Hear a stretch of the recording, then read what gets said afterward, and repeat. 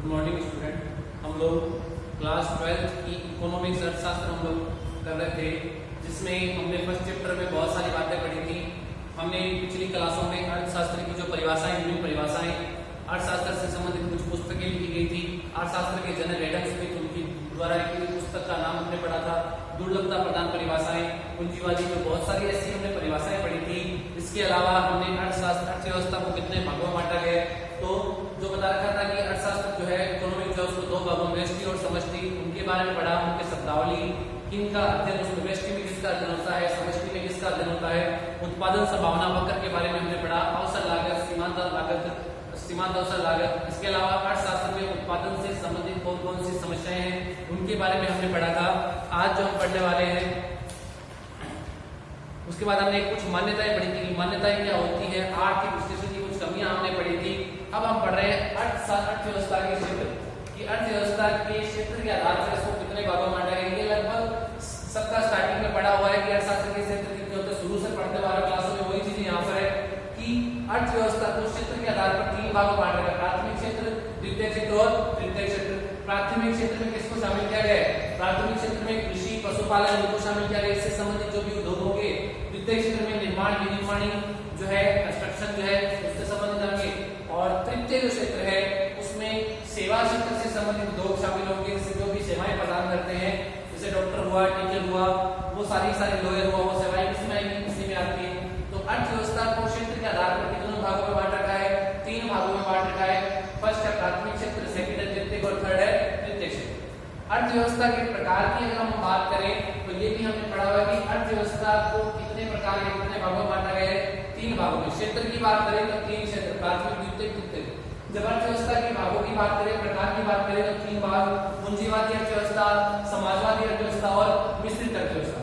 पूंजीवादी अर्थव्यवस्था क्या होती है, जिसमें उपभोक्ता के चयन को अधिक महत्व दिया जाता है। उपभोक्ता किस प्रकार की वस्तु मार्केट में डिमांड करता है, उस प्रकार की वस्तु उसे उपलब्ध करवाते हैं, उसमें भी वैरायटी उसको उपलब्ध करवाई जाती है और कीमतें कहीं ना कहीं इसमें अधिक रहती है और मुनाफा कहीं ना कहीं क्या होता है, अधिक रहता है। किसी प्रकार का कोई भी नियंत्रण जो है, सामाजिक नियंत्रण या सार्वजनिक नियंत्रण जो है, गवर्नमेंट का हस्तक्षेप नहीं होता। पूंजीवादी अर्थव्यवस्था में उस वस्तु का उत्पादन किया जाता है जिनमें की कीमतें अधिक होती है, ऊंची कीमतें वाली वस्तुओं का चयन किया जाता है इसमें, और उन्हीं का उत्पादन किया जाता है क्योंकि अधिक कीमतों पर क्या होगा, लाभ भी आपका क्या होगा, अधिक। समाजवादी अर्थव्यवस्था है तो गवर्नमेंट इसका संचालन कहीं नहीं करती है। समाजवादी अर्थव्यवस्था में लोगों के आर्थिक कल्याण में बढ़ोतरी करने के लिए सरकार के द्वारा जो भी है, किस तरीके से लोगों के सामाजिक कल्याण में बढ़ोतरी हो सके, कौन सी वस्तुएं उपलब्ध करवानी चाहिए, लोगों के जीवन स्तर में सुधार लाने के लिए मेरी समाजवादी अर्थव्यवस्था उपयोगी है। और लास्ट में चलती है मिश्रित अर्थव्यवस्था, जहां पर पूंजीवादी और समाजवादी हो सकते हैं, निजी या सार्वजनिक दोनों सामूहिक रूप से कार्य करते हैं, जिसमें सरकार का भी हस्तक्षेप होता है, कीमतें भी नियंत्रण में रहती है। वो कौन सी अर्थव्यवस्था कहलाती है, मिश्रित अर्थव्यवस्था कहलाती है। तो ये हमने फर्स्ट चैप्टर के लगभग कुछ बातें हमने पढ़ ली थी। आर्थिक समस्या हमने पढ़ ली थी, व्यष्टि समष्टि का अंतर हमने पढ़ लिया था, हमने उत्पादन संभावना वक्र की डेफिनेशन और उसकी मान्यताएं, डायग्राम हमने देखा था। अर्थशास्त्र से संबंधित समस्याएं क्या आती है, क्या उत्पादन करें, कैसे करें, किनके लिए करें। अर्थशास्त्र के हमने भाग पढ़े थे, व्यष्टि समष्टि। व्यष्टि में किसका अध्ययन करते हैं, समष्टि में किसका अध्ययन किया जाता है। कुछ पुस्तकों के नाम पढ़े थे हमने। अर्थशास्त्र, अर्थव्यवस्था के क्षेत्र हमने पढ़े हैं, अर्थव्यवस्था के प्रकार हमने पढ़े हैं, पूंजीवादी, समाजवादी। अब एक लास्ट टॉपिक आपका फर्स्ट चैप्टर का रहा है, वो है आर्थिक विश्लेषण की विधियां। कि किसी भी नियम को समझने के लिए, समस्या को समझने के लिए आर्थिक विश्लेषण हम किस तरीके से करेंगे, उसके लिए विधियां बता रखी है, तीन विधियां हैं, उनको हम लोग पढ़ने वाले हैं। उनको भी अलग अलग भागों में बांट रखा है, वो हम पढ़ेंगे। उसके बाद अपना फर्स्ट चैप्टर कंप्लीट है। फिर हम एक नेक्स्ट क्लास में जो है इसको एक एनालिसिस करेंगे चैप्टर का, और इसके जो भी क्वेश्चन बनते हैं, जितने भी क्वेश्चन हैं, उन क्वेश्चन को केवल हम लोग डिस्कस करने वाले हैं कि कौन से क्वेश्चन एग्जाम में आने वाले हैं, या बुक्स के जो भी क्वेश्चन दे रखे हैं उनको हम लोग डिस्कशन करेंगे। अभी जो नेक्स्ट टॉपिक अपना स्टार्ट होने वाला है इसी फर्स्ट चैप्टर का है, वो है आर्थिक विश्लेषण की विधियां। वो हम पढ़ने वाले हैं आर्थिक विश्लेषण की, हम लोग पढ़ रहे थे आर्थिक विश्लेषण की विधियां। आर्थिक विश्लेषण की विधियां होती क्या है कि जो भी आपके सामने समस्याएं आती है, भिन्न भिन्न जो विधियां होती है, हम अपनी आवश्यकता और उद्देश्य के अनुरूप उन्हीं प्रकार की विधियों का उपयोग करते हुए आर्थिक विश्लेषण कर सकते हैं। आर्थिक विश्लेषण की विधियों को कितने भागों में बांटा गया, तीन भागों में। निर्भरता के आधार पर, समय तत्व के आधार पर और उपकरण व दिशा के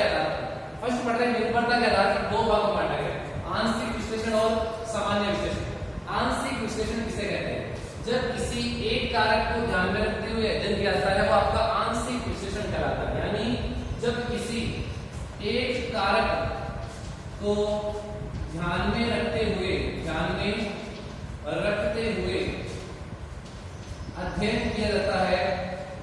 अध्ययन किया जाता है वो क्या कहलाता है? अपना आंशिक विश्लेषण कहलाता है। अब आप बोलोगे सर कि एक कारक का मतलब क्या है?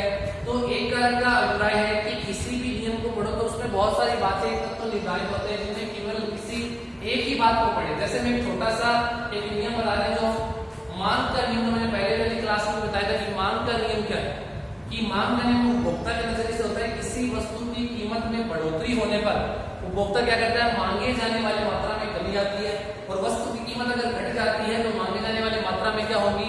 बढ़ोतरी हमें को देखने को मिलती है। क्या कहलाता है? मांग का नियम। अगर हम इस आंशिक विश्लेषण को समझना चाहते हैं तो मैं छोटा सा एक डायग्राम बना रहा हूं मांग वाले में, कि डिमांड जो कर्व अपना बनता है उसके हिसाब से छोटा सा एग्जांपल की बना रहे हैं लोग।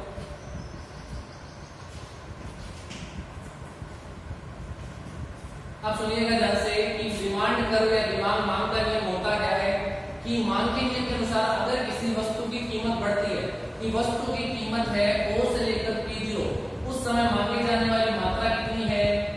Q1, O से लेकर Q1 तक। अब जैसे ही वस्तु की कीमत P0 से P1 हो गई, वस्तु की कीमत बढ़ गई, तो मात्रा में क्या आएगी?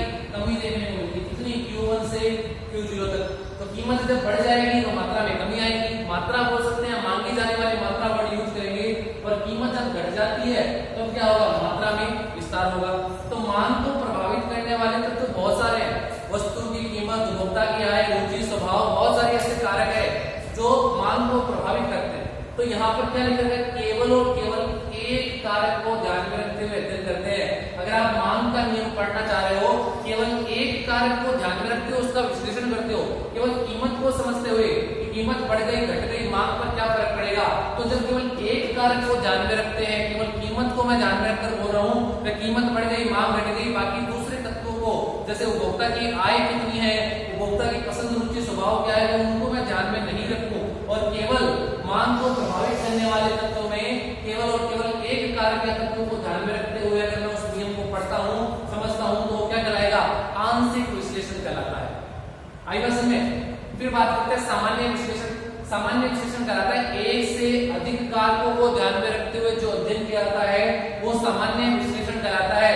कि इसी मांग के नियम को हम पढ़ रहे हैं कि उपभोक्ता की रुचि क्या है, उपभोक्ता कौन सी वस्तु खरीदना चाह रहा है, वस्तु की कीमत क्या है, उपभोक्ता का स्वभाव कैसा है, उपभोक्ता की कहीं ना कहीं आय कैसी है। तो इन वैरायटी इस प्रकार की वस्तु उपभोक्ता चाहता है। तो जहां पर जब इन सभी तत्वों कारकों को ध्यान में रखते हुए चयन किया जाता है, सभी बातों को, सभी तत्वों को ध्यान में रखते हुए अध्ययन करते हैं, वो कौन सा विश्लेषण कराता है? आपका सामान्य विश्लेषण कराएगा। तो ये दो बातें समझ में आई। आर्थिक विश्लेषण की विधियां अपनी आवश्यकता उद्देश्य के अनुरूप हमें चयन करनी है कि कौन सी विधि का हम चयन करें। निर्भरता के आधार पर दो भागों में आंशिक विश्लेषण और सामान्य विश्लेषण। आंशिक विश्लेषण किसे कहते हैं? कोई भी सिद्धांत नियम पढ़ रहे हो, केवल उसको प्रभावित करने वाले तत्व तो बहुत सारे होते हैं, जैसे मांग का नियम, वस्तु की कीमत, उपभोक्ता की आय, रुचि, स्वभाव, वैरायटी। तो वहां पर उपभोक्ता केवल एक कारक को या एक तत्व को ध्यान में रखते हुए उस पूरे नियम को पढ़ता है, तो वो आंशिक विश्लेषण आपका कहलाएगा। और सामान्य जब एक से अधिक कारकों या तत्वों को ध्यान में रखते हुए अध्ययन करता है, वो सामान्य विश्लेषण कहलाता है। फिर हम बात करते हैं समय तत्व के आधार पर आर्थिक विश्लेषण की विधियों को तीन भागों में बांटा है: स्थैतिक, तुलनात्मक और प्रायोगिक। स्थैतिक विश्लेषण किसे कहते हैं? तो स्थैतिक, जहां पर ऊपर इसमें वर्ड में लिखा है समय के आधार पर, समय तत्व के आधार पर, तो जहां पर एक निश्चित समय तत्व पर, एक निश्चित समय बिंदु पर, एक विशेष बिंदु पर होने वाले अध्ययन को हम क्या कहेंगे? स्थैतिक विश्लेषण। विशेष समय बिंदु पर, विशेष समय बिंदु पर या विशेष समय पर होने वाला जो अध्ययन होगा, जो हम पढ़ेंगे कि उस समय विशेष पर क्या फर्क पड़ा है, क्या उस पर प्रभाव पड़ा है, वो हम जो पढ़ेंगे वो क्या कहलाता है? स्थैतिक विश्लेषण कहलाता है। तो समय के एक विशेष बिंदु पर जो आर्थिक विश्लेषण किया जाता है समय के आधार पर, वो कहलाएगा स्थैतिक। तुलनात्मक, दो समय बिंदुओं पर, दो समय बिंदुओं के बीच होने वाले परिवर्तन को या तुलना जब की जाती है कि एक टाइम पीरियड हम ले लेंगे कि उसके बीच क्या क्या चेंजेस हुआ है, जब दो समय बिंदुओं को लेकर तुलनात्मक अध्ययन किया जाता है, वो कहलाएगा तुलनात्मक विश्लेषण। और प्रायोगिक विश्लेषण का मतलब होता है जब भी साम्य अवस्था में किसी प्रकार का परिवर्तन, साम्य का मतलब मैंने बताया था संतुलन से, एक उपभोक्ता संतुलन में होता है, एक विक्रेता संतुलन में होता है और एक बाजार की संतुलन अवस्था में होता है। तो साम्य अवस्था में, साम्यों के मध्य में अगर किसी प्रकार का परिवर्तन होता है, उस आर्थिक विश्लेषण को जब हम समझते हैं तो वो कौन सी विधि कहलाएगी? वो समय तत्व के आधार पर उसका नाम होगा प्रावेगिक विश्लेषण, उसको हम नाम देंगे। तो आर्थिक विश्लेषण के प्रावेगिक विश्लेषण सर्वप्रथम रेगनर फ्रिश ने स्थैतिक में जो बता रहा है, स्थैतिक और जो आपको स्थैतिक व आर्थिक प्रावेगिक शब्द का प्रयोग किया गया, कि रेगनर फ्रिश ने स्थैतिक और प्रावेगिक शब्द का प्रयोग किया था। रेगनर फ्रिश ने, ये रेगनर फ्रिश वही है जिन्होंने व्यष्टि और समष्टि शब्द का प्रयोग किया था 1933 में, और इन्होंने स्थैतिक और प्रावेगिक में आर्थिक विश्लेषण की विधियों में भी इन्हीं वर्ड का यूज किया था 1928 में। लास्ट अपना जो मेथड रहा है वो है आर्थिक विश्लेषण की विधि का थर्ड मेथड, उपकरण में दिशा के आधार पर। उपकरण में दिशा के आधार पर इसको कितने भागों में बांटा गया है? 2 भागों में, एकदम सरल है और ये क्वेश्चन मोस्ट में काफी बार पूछा गया है।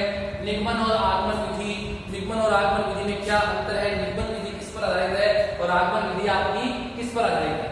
तो निगमन जो विधि है वो आपकी तर्कों पर आधारित है, वाद विवाद किस पर आधारित है, जबकि आगमन विधि तथ्यों और सबूतों की, आंकड़ों की बात करता है, वो निगमन आगमन विधि होगी। निगमन केवल तर्क में तर्क चलेंगे, जबकि आगमन विधि में क्या होंगे? आपके डिजिट्स होंगे, आंकड़े होंगे, समंक होंगे, उनका एनालिसिस करके हम जो निष्कर्ष निकालते हैं। निगमन विधि क्या होगी? सामान्य से विशेष की ओर, इसको हम पढ़ते हैं सामान्य स्तर से विशेष की ओर, जबकि उसमें उल्टा होता है। आगमन विधि में क्या होता है? विशेष से सामान्य की ओर पढ़ते हैं।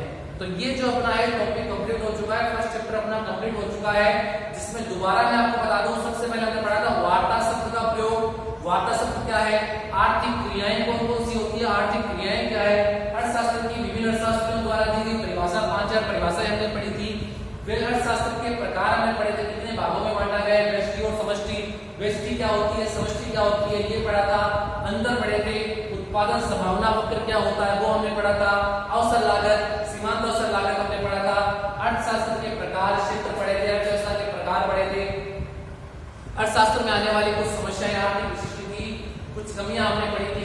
उसके अलावा मान्यताएं क्या होती है वो हमने पढ़ा, और जो लास्ट टॉपिक आज का अपना रहा हुआ था आर्थिक विश्लेषण की विधियां, कि वो हम अपनी आवश्यकता उद्देश्यों के अनुरूप कौन सी विधि का चयन करें और विश्लेषण कर सके, तो ये हमने विधियां पढ़ी थी। तो अपना फर्स्ट चैप्टर कंप्लीट हो चुका है।